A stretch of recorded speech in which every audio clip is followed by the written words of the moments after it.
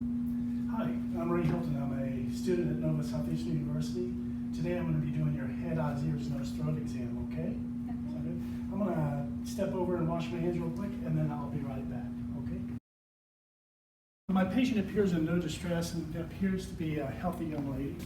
At this point, we're also doing a general survey of our patient. We're looking at our patient to see if she's in any distress.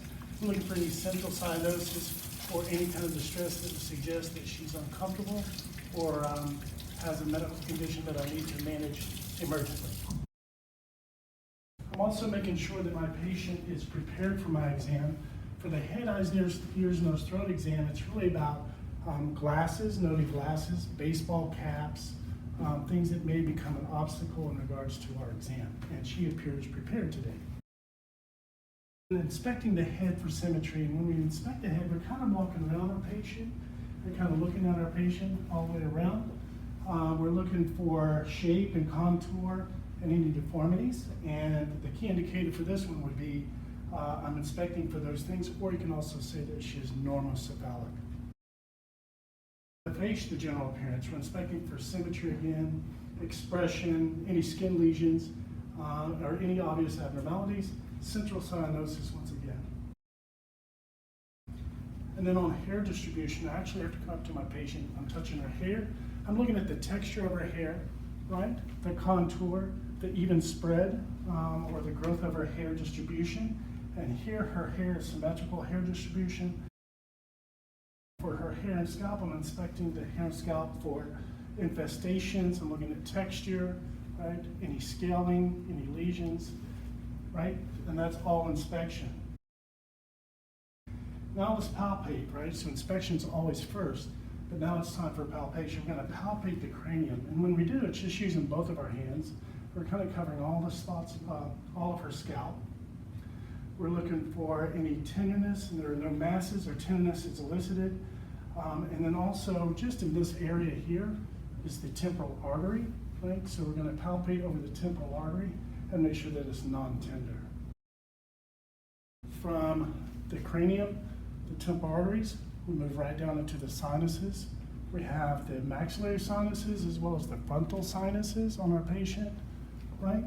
So over those, we're going to gently palpate over those sinuses.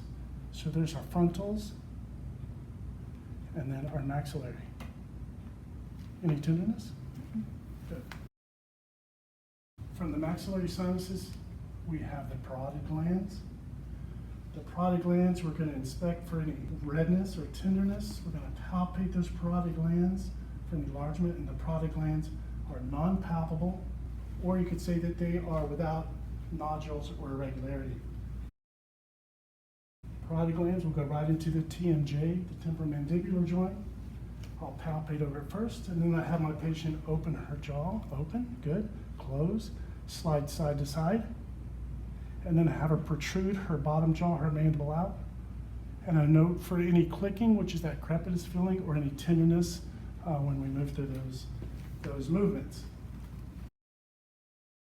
Then we also palpate the muscles of mastication, and we'll have our patient bite down. So there are two sets, right? There's the temporal, and then there's also the masseter. So clench your teeth for me, good. I'm gonna palpate them, relax, and again, good. So here we'll say that cranial 5 is intact. Cranial 7 is inspecting for symmetry of facial movement. I'm gonna have my patient go through several different movements of her face. First is going to be to raise your eyebrows, very good, and we're looking for symmetry. We're gonna have our patient close our eyes, keep them tight, don't let me open them, always like them nice and tight. Now show me your teeth, big smile, beautiful. And then frown, now puff out your cheeks, very good, don't let me express the air, okay, very good. So now cranial nerve 7 is intact. The eye exam, again, starts with inspection first, just the general appearance. We're inspecting the eyebrows, we're inspecting the eyelashes and the lids themselves. And you're inspecting for symmetry, any skin lesions, any periorbital discolorations or edema. We're also looking for any cranial nerve palsies like ptosis, which is a cranial nerve 3 palsy, or exophthalmos, which is actually the expulsion of the eyes forward from the orbits. So none noted here. Lacrimal duct glands lie just nasally on both sides of the nose, and it's just a matter of marching my fingers right on up to see if I actually get discharge into the lacrimal area or the medial canthus. Then we'll inspect the conjunctiva and the sclera. We're inspecting the bulbar and the peribulbar conjunctiva for any sclera, ecteric sclera, or pallor, right? So look up for me, right? So we're just looking into the sclera. Visual acuity in our lab is done with a Rosenbaum chart, and if you notice the fine print below, it must be 14 inches away, and this chart already has a 14-inch measuring device. So with your right hand, I want you to cover your right eye in a cup, and then your left hand, put this to your left cheek. Very good. And read from left to right, the smallest line you can read. 428739. Okay, let's do the other side. Go ahead, from right to left. 428739. Okay, with both eyes uncovered. 428739. Very good. So with the Rosenbaum, what's important is that we also, if the patient has corrective glasses or lenses, then we test them with those lenses on. Visual fields by confrontation, we're going to have our patient look directly at us. And I'm going to use my two fingers, right? And you look right into my eyes. I'm going to start behind their shoulders and behind their head. And I'm going to start wiggling my fingers. The minute that you see my fingers on either side or both sides, I want you to point to them, okay? Good. Good. Good. Another method is this method. Look right at me. Good. Very good. I'll go ahead and grab my pen light. I have my patient focus on the tip of my pen. I'm about 12 to 14 inches away from my patient, right? Move your eyes, don't move your head, and follow my pen, okay?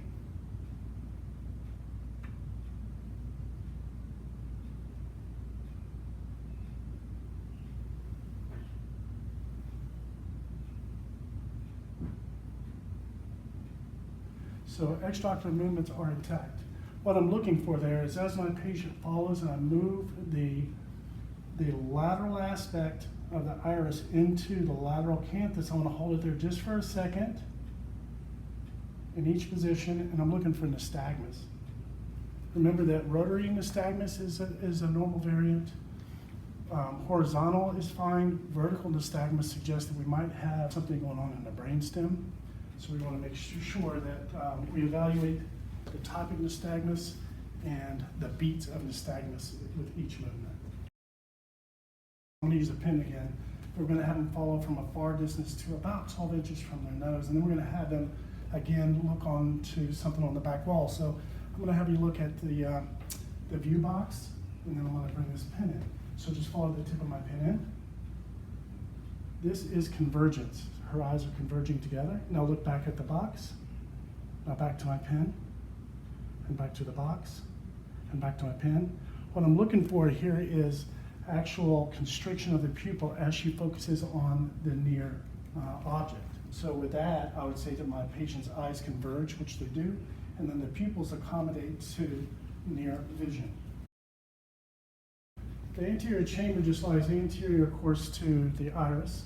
And it's as simple as taking a flashlight or pen light, and I have her look right at me.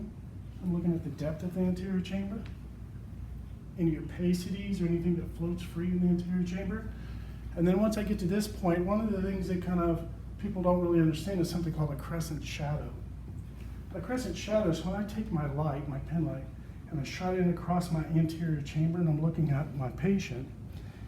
If from extraocular pressure on from the globe itself, it will actually start pushing the lateral aspects of the iris first into the anterior chamber. And when it pushes it into the chamber, it casts a shadow nasally, creating something that looks like a crescent light. And then I'll look on this side as well. So no crescent shadow is noted. Now we're going to look for the position and alignment of our patient's eyes. So this is done in a couple of ways. The first way is get this corneal light reflex. And what I do is I have my patient look at me and I try to shine the light right down the bridge of her nose. Look right at me. And if you notice the reflection in her eyes from the light, it should be symmetrical on both sides. Right? So that is normal alignment. She has a very normal alignment. So there's no strabismus noted. Checking for latent strabismus, I'll use an eye occluder. I'm going to cover one eye, looking right at me. And then I'll remove the occluder quickly. And I watch for the eye to either roll from outside back to midline or nasally back to midline. That would be something turned to latent strabismus. So without any stimuli, she has a normal alignment.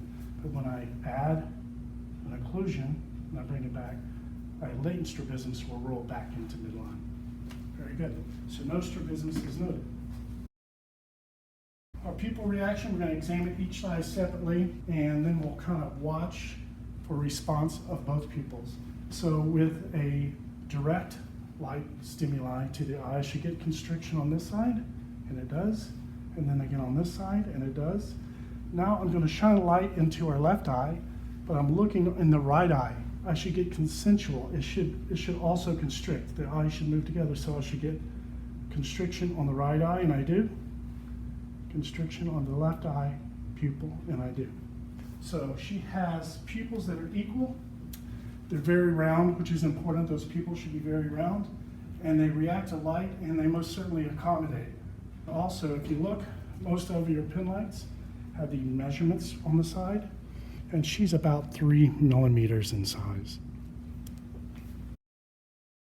Let's go right into the funduscopic exam, and let me show you some things briefly about this is a Welch Allen, but some things that we need to know about it. The dial, this is most certainly obviously the on-off switch, but we can increase the illumination of the light. Sometimes you don't need it to be as bright, and if it's constant bright, it can actually cause some discomfort to your patient, so it doesn't always have to be super bright. The other things on the back, we talked about these filters in lecture. So we have this cobalt green filter. We have the bullseye that kind of helps us plot out things that we find in the posterior exam.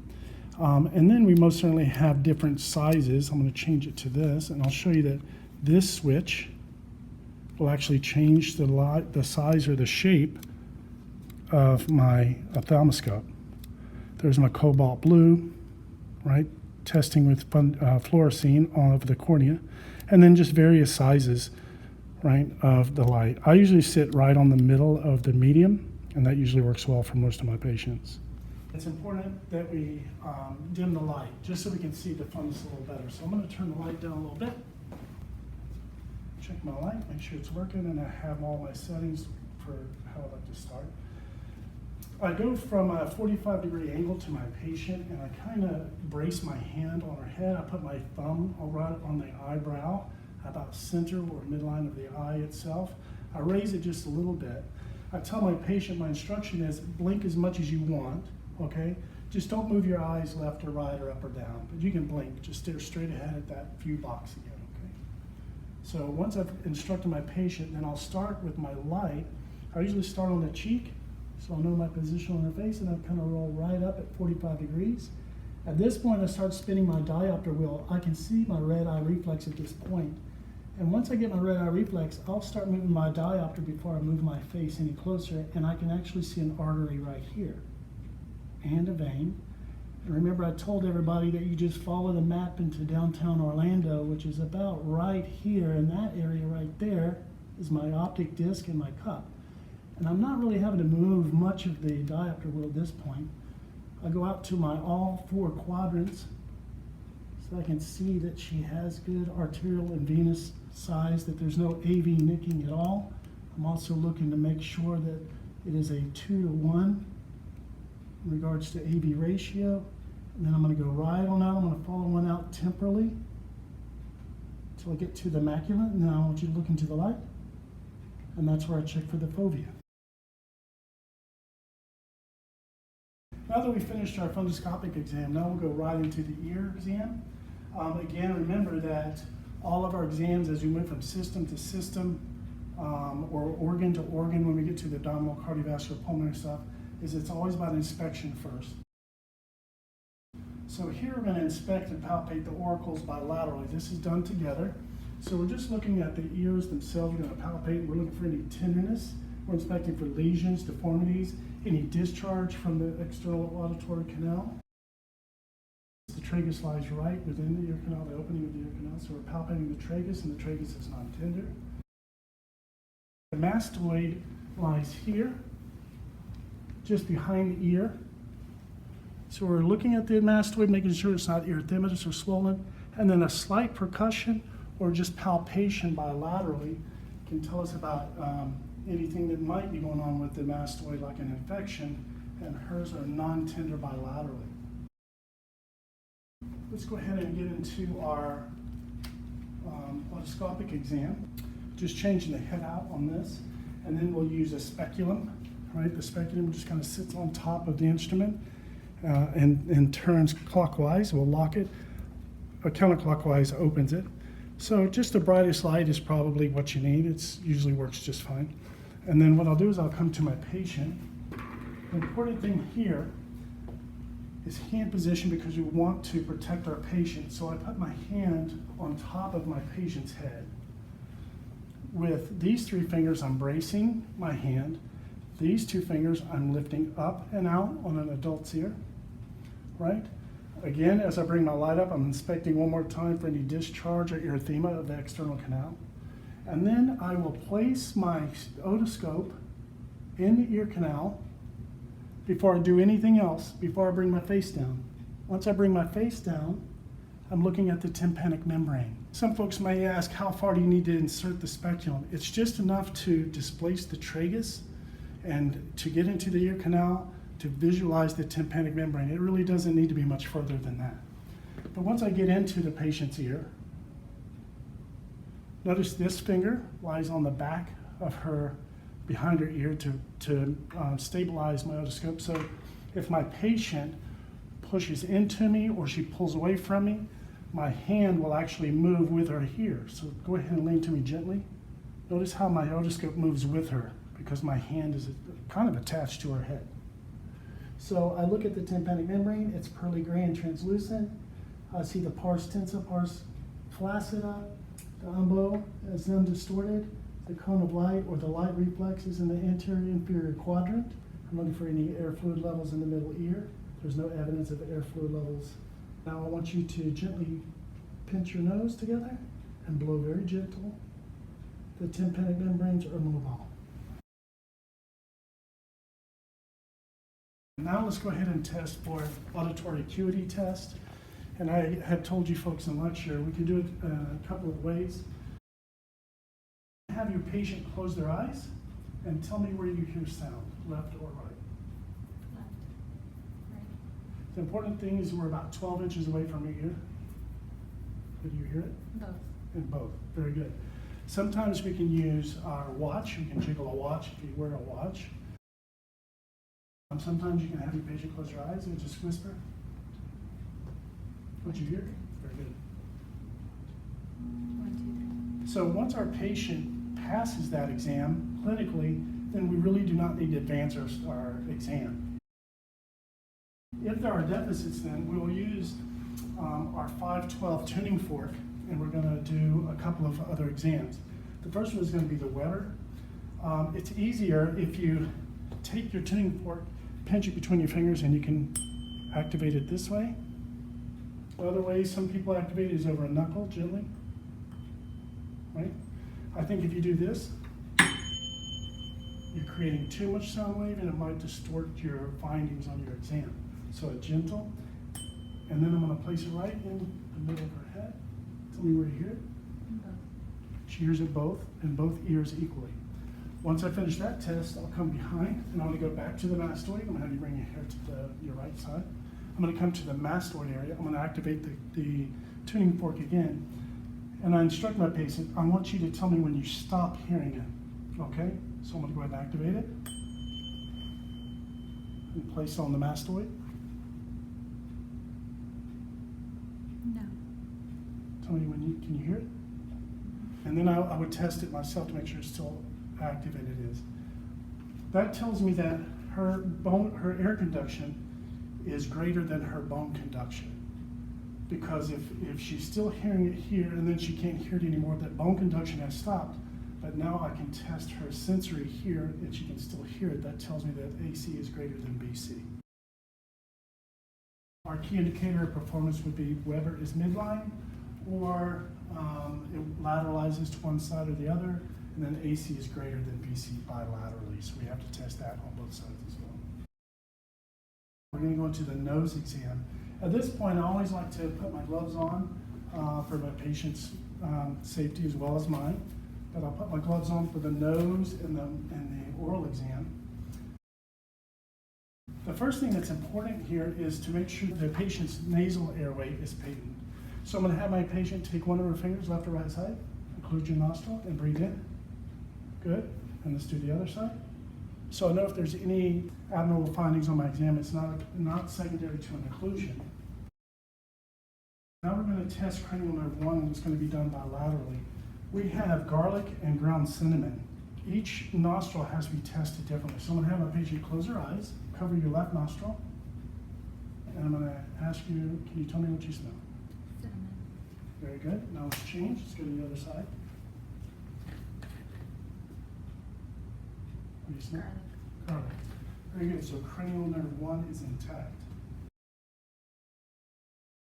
So once we finish up with the cranial nerve test, we'll get into the septum and we'll start looking at the turbinates. We're going to inspect the septum and the turbinates with the speculum, right? The speculum on the otoscope. And we're looking at the condition of the mucosa. There is a technique that I want you to learn about being able to look in the inferior portion where the turbinates lie, as well as the floor of the nose, and a way to look at the septum. So first, what I do is I put my hand up once again about patient protection and controlling her. I'm going to have you look up for me. I'm going to lift the tip of her nose gently. With my light already on, I'm going to insert the speculum again. I look and make sure to see where I'm at before I put my face down so I don't hurt my patient. So I'm sitting here, and then I kind of come up and I tilt her head up a little bit. This way I can look at the mucosa of her nose.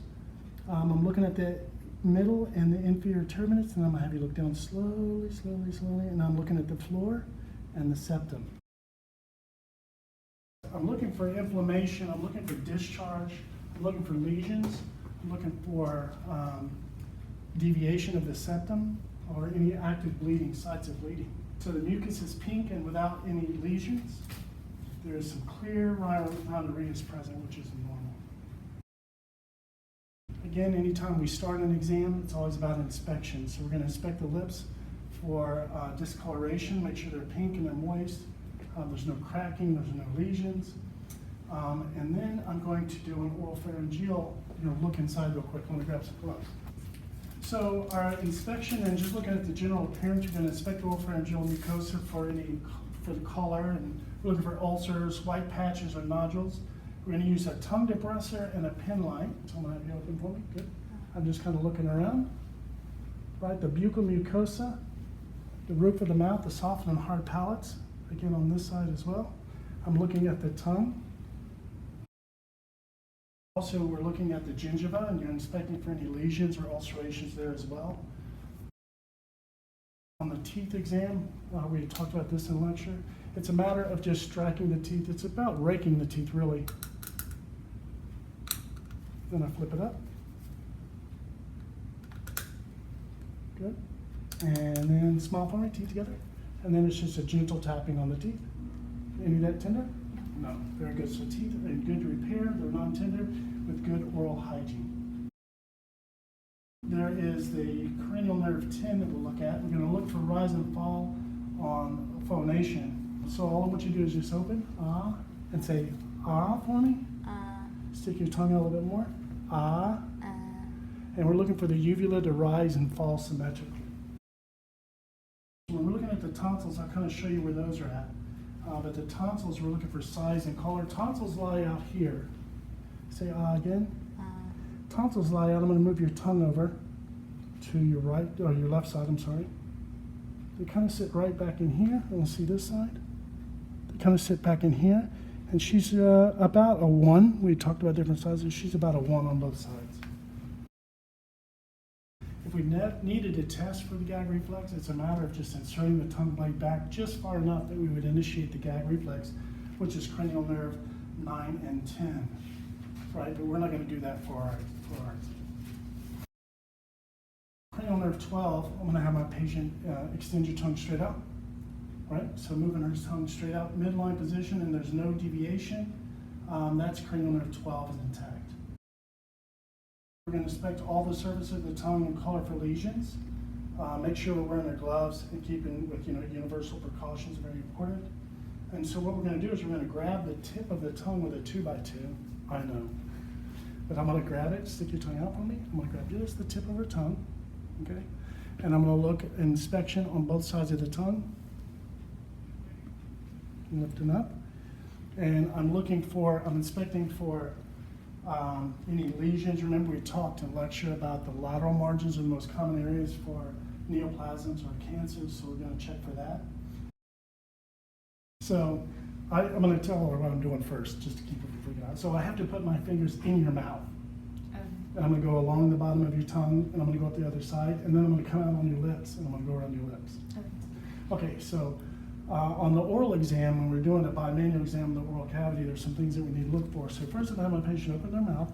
I'm going to insert 2 fingers, and I know that everyone's mouth's a little different, but I'm going to palpate with this hand. My left hand is capturing between these 2 fingers and my left hand, and I'm palpating over the Stenson's ducts would be here. From here, I'm going to go under her tongue, lift your tongue up. Here's my Wharton's glands, and I'm making sure that those are non-tender. And then I'm going to move out to her left side, again, Stenson's ducts or any inflammation here. Once I'm done here, I'm going to pull my one finger out, but this finger stays in, and I'm going to go along her lip line, palpating her lip line. Any tenderness? Nope. Right on around so that we have all of the lip covered as well. And then my exam is done. Okay, the next portion of our exam is the neck exam. First, we're going to come to the front of our patient, and we're looking for just tracheal position. We're going to inspect the trachea position, how it's aligned in her neck, and then just the mobility. And it's a gentle just movement of the trachea back and forth, and it shouldn't cause any discomfort. So we would mention that the trachea is midline and it's mobile. The skin, we're inspecting the skin for any lesions. We're looking for any moles or nodules or discoloration or any scars in the neck as well. And there are no lesions or moles here. Lymph nodes, we talked about it in lecture, but I would really like to show you here. I'm going to have you bring your hair to the right side again. And again, the occipital lymph nodes actually lie above the hairline. They're actually up in the occipital region of the scalp. And it's a matter of palpating this whole occipital region, right? And I'm palpating for any lymph nodes. And then from the occipital region, I come into the post-auricular area. So here's post-auricular, so I'll palpate the post-auricular area. This is pre-auricular. Then I'll come to the angle of the jaw, which is the tonsillar or submandibular, and then right into the submental area for lymph nodes. So that's the top layer we had talked about. And now I'm going to come down to the next layer. The next layer is the cervical chains. The cervical chains are posterior. The deep cervical lie underneath the SCM. And then there's the anterior chain, which lies anterior to the SCM. So when I palpate for these lymph nodes, I kind of start at the base of the skull, and I kind of gently palpate down that posterior chain. It's more than one lymph node. It's to about right here. My deep cervical lie around the SCM, so my digits, the fingers on my hands actually displace the SCM, and then I palpate deeply for those lymph nodes of the deep cervical chain. The anterior chain lies anterior to the sternocleidomastoid, and once again, I start up high right at the base of the mandible, and I come down the chain, palpating. No lymph nodes noted. And then I go out to the supraclavicular nodes, which lie just over the collarbone, supraclavicular.